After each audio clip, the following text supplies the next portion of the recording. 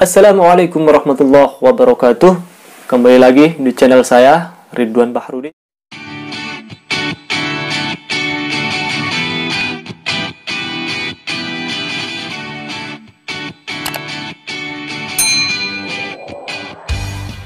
Alhamdulillah, wassalatu wassalamu ala rasulillah, la hawla wa la quwata illa billah, amma ba'du.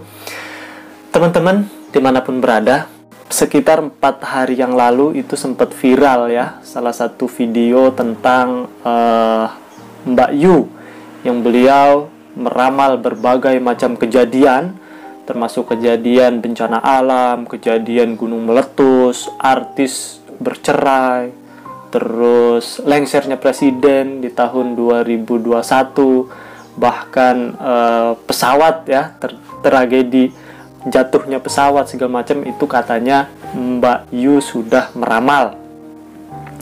Kemudian saya perhatikan di dunia medsos bahwa Deddy Corbuzier, seorang YouTuber yang sudah lumayan subscribernya, 14 juta kurang lebih, beliau sudah membabat habis ya tentang statement-statement yang sudah dilontarkan oleh Mbak Yu tersebut. Saya di sini tidak ingin berkomentar banyak tentang Mbak Yu, salah seorang peramal ya. Akan tetapi saya sangat mengkhawatirkan karena ketika saya melihat di media sosial, di YouTube, di Instagram, itu ternyata masih banyak sekali orang-orang yang netizen yang masih percaya tentang ramalan-ramalan itu. Ramalan yang konon katanya 2021 Jokowi akan lengser. Bahkan dari Mbak Yu-nya sendiri sudah mengklarifikasi lengsernya itu ternyata bukan di tahun 2021, tetapi tahun 2024, yang itu tahunnya tahun pemilu. Kan lucu. Intinya saya di sini ingin menyampaikan bahwa dampak daripada ramalan ini sangat berat. Sangat berbahaya. Ya, dampaknya sangat berbahaya. Walaupun ramalan ini sejak zaman jahiliyah, sejak zaman Nabi ini sudah ada. Jadi Mbak Yu kalau mau ngeramal ya di sekarang ini sebenarnya sudah terlambat.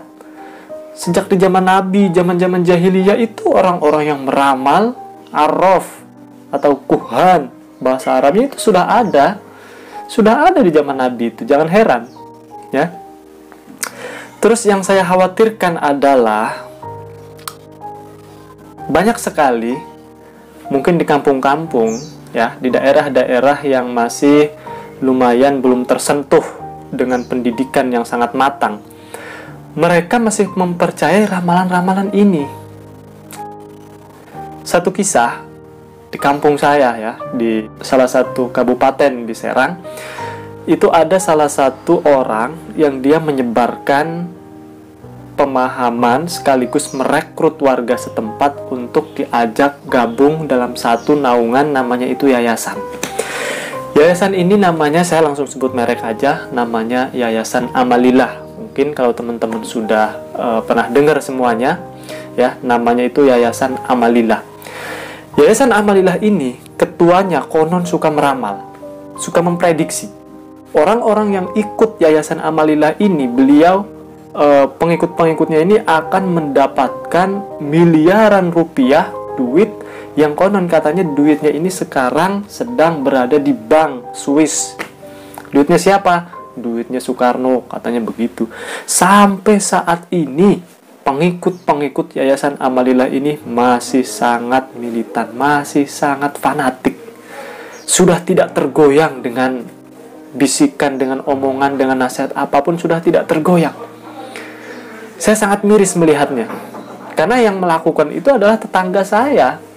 Dia sudah habis-habisan menjual motornya, habis-habisan. Dia dulunya penjual martabak.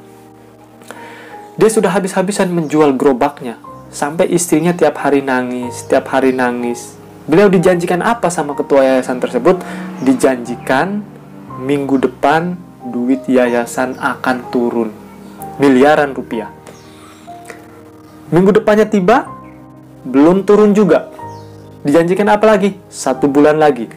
1 bulan tiba, belum datang lagi. Dijanjikan apa? Bulan depan lagi. Terus terus begitu, sedangkan setiap pertemuan itu membutuhkan biaya transportasi dan iuran bulanan. Iuran bulanan mungkin 300.000 sampai 200 sampai 300.000 lah kurang lebih. Dan itu sampai dia minjem-minjem, bayangkan. Itu karena dia percaya ramalan dari ketuanya bahwa duit yang akan turun ini sebesar miliaran rupiah, dan itu nanti pengikut-pengikutnya akan mendapatkan uang itu. Bahkan ibu saya sendiri sudah dijanjikan untuk berangkat haji dibayarin sama tetangga saya itu, karena ibu saya salah satu orang yang menentang jika ada kumpulan-kumpulan yayasan tersebut. Walhasil teman-teman, sampai sekarang itu semenjak 2012 sampai sekarang 2021 tidak ada kabar. Bahkan teman-teman pengikut yang lain itu sudah ada beberapa yang sudah meninggal. Namun tetangga saya ini masih sangat militan ya. Bahkan tiap malam itu amalan-amalan yang membaca surat Ara'aital ladzi yukadzibu biddin sebanyak 1000 kali. Terus dia suka nggak tidur malam, baca-baca gitu. Sedangkan dia tiap harinya itu membutuhkan makan, makanya itu minjem ke adik-adiknya. Ini yang saya rasa sudah tidak logik lagi ya. Sudah tidak logik. Karena ini bahaya peramal ini. Berbicara masalah ramalan itu kan tidak ada yang tahu.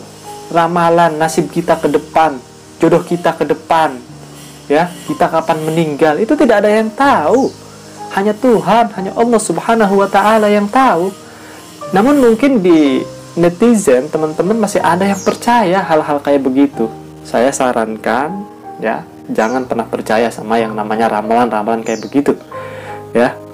Karena dalam Al-Qur'an Allah Subhanahu wa taala berfirman, wa 'indahu mafatihul ghaibi la ya'lamuha illahu.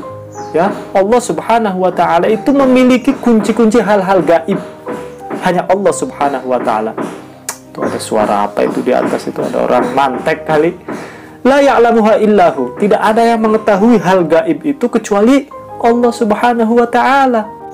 Ingat ya, dulu tahun 2009 itu ada peramal yang akan terjadinya kiamat. Ada peramal yang memprediksi bahwa tahun 2009 itu ada kiamat. Kemudian 2009 tiba, peramal itu bilang, "Oh, kiamatnya mundur tahun 2012. Kiamat bisa diundur, kan lucu. Tahun 2012 tiba, ternyata tidak ada apa-apa juga. Ya, peramal itu kan malu sendiri. Harusnya dari sini sudah ada pelajaran bahwa ramalan-ramalan yang sifatnya memprediksi hal-hal gaib kayak gitu, ya itu bohong semuanya. Tebak-tebakan aja itu, cari sensasi. Mungkin ya cari duit juga, tapi ya jangan sampai segitunya lah. Termasuk Mbak Yu Indonesia yang sekarang sedang diuji dengan berbagai macam ujian ya. Pesawat jatuh, banjir, ya, COVID yang sudah setahun lebih masih merajalela terus di Indonesia. Namun ada seorang yang mengkeruhkan suasana dengan adanya hal-hal seperti ini. Oleh karena itu, saya di sini ingin menasihati, kalau kita berbicara ramalan, itu yang saya ingin sampaikan itu ada 3 macam ya. Ada pertama itu ramalan ilmiah. Ramalan ilmiah ini misalkan seorang dokter ya, analisis. Dia berbicara sesuai dengan data, sesuai dengan ilmu, pengalaman, analisis yang tajam, penelitian yang sudah dilakukan bertahun-tahun. Nah, ini ramalan ilmiah. Misalkan dalam hal tragedi kelahiran bayi, seorang dokter. Nah, bayi sudah tahu teorinya. Misalkan bayi yang ada di dalam perut ini dia akan lahir 2 bulan lagi, 3 bulan lagi ya. Karena dia sudah tahu tanda-tandanya. Ya, misalkan masalah penyakit kolesterol. Orang kalau sering-sering makan daging, nanti kolesterolnya naik, bisa pusing-pusing. Nah, itu bukan ramalan yang mengada-ngada. Itu ada teorinya, ada datanya. Yang pertama itu ramalan ilmiah. Ramalan yang sesuai dengan data. Terus yang kedua, ramalan berasal dari jin. Nah, ini berbahaya ini. Ramalan berasal dari jin. Ini harus ngundang Kang Ujang Bustami kalau ada seorang ramalan yang berkaitan dengan jin. biar dikepret setan belek, setan engklek sama Kang Ujang Bustami, ya. Bahaya sekali orang kalau bersentuhan dengan jin, apalagi jinnya itu jin gak bener, ya kan. Dan itu akan diberikan janji-janji manis sama jin. Ujung-ujungnya nanti si pelakunya ini disuruh percaya sama jin, musyrik ujung-ujungnya, ya kan. Ujung-ujungnya musyrik. Walaupun dalam satu riwayat itu ada yang mengatakan bahwa jin itu mengetahui informasi. Iya, benar, saya pernah baca. Jin itu ya mencuri informasi, katanya begitu. Tapi ya kadang-kadang menyampaikan kepada kitanya itu suka bohong. Jin itu hati-hati, suka bohong, ya kan? Bisa syirik. Orang yang suka percaya sama jin bisa syirik karena menggantungkan informasi itu melalui jin, bukan melalui ikhtiar kita kepada Allah Subhanahu wa ta'ala, ya kan? Terus ramalan yang ketiga, ini lebih berbahaya, ramalan tanpa dasar, bohong. Orang yang menebak, setahun lagi akan ada bencana alam, tapi dia tidak tahu data, tidak tahu apa-apa. Bahkan yang tahu data pun kadang-kadang melenceng dari apa yang sudah diramalkan, dari apa yang sudah diprediksikan. Karena suatu hal yang mengira-ngira, menduga-duga, itu tidak mesti akan terjadi.